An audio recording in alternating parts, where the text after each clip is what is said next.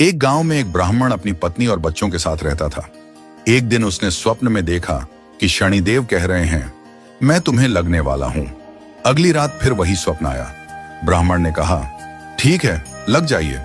तब शनिदेव बोले, मैं तुझे 7.5 साल के लिए लगूंगा। ब्राह्मण बोला, मुझसे इतना लंबा सहन नहीं होगा। शनिदेव ने फिर कहा, तो 5 साल सही रहेगा। ब्राह्मण ने कहा, नहीं, यह भी बहुत ज्यादा है। शनिदेव बोले, अच्छा, 2.5 साल। ब्राह्मण ने फिर मना कर दिया। आखिरकार शनिदेव बोले, 1.25 प्रहर लगभग 3 घंटे तो सहना ही होगा।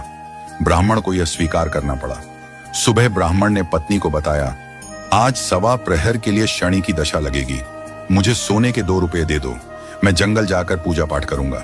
1.25 प्रहर बाद वापस आ जाऊंगा। पत्नी को घर पर रहने और बच्चों का ध्यान रखने की हिदायत देकर ब्राह्मण जंगल चला गया।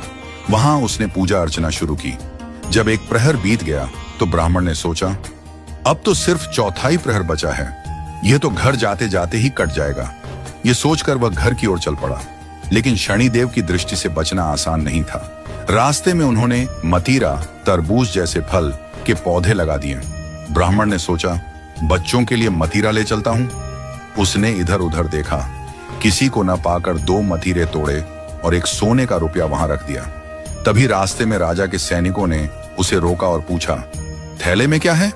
ब्राह्मण ने कहा, बच्चों के लिए मतीरा ले जा रहा हूं। सैनिकों ने कहा, थैला खोलकर दिखाओ। ब्राह्मण ने थैला खोला तो देखा, मतीरे की जगह राजा के बेटों के कट्टे हुए सिर पड़े थे। सैनिक ब्राह्मण को पकड़कर राजा के पास ले गए।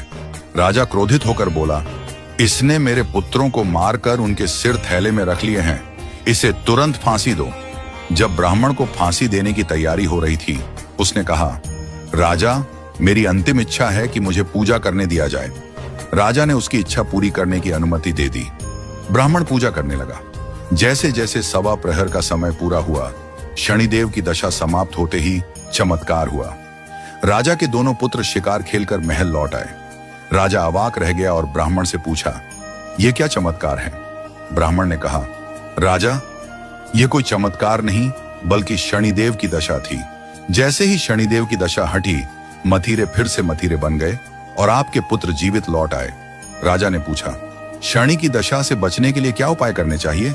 ब्राह्मण ने कहा, राजाओं को काले हाथी का दान करना चाहिए, सेठों को काले घोड़े का दान करना चाहिए, साधारण लोगों को काले कुत्ते को तेल से छुपड़ी रोटी खिलानी चाहिए, पीपल के पेड़ में जल अर्पित करना चाहिए और शनिदेव की कथा सुननी चाहिए। राजा ने ब्राह्मण को सम्मान सहित छोड़ दिया। जब ब्राह्मण घर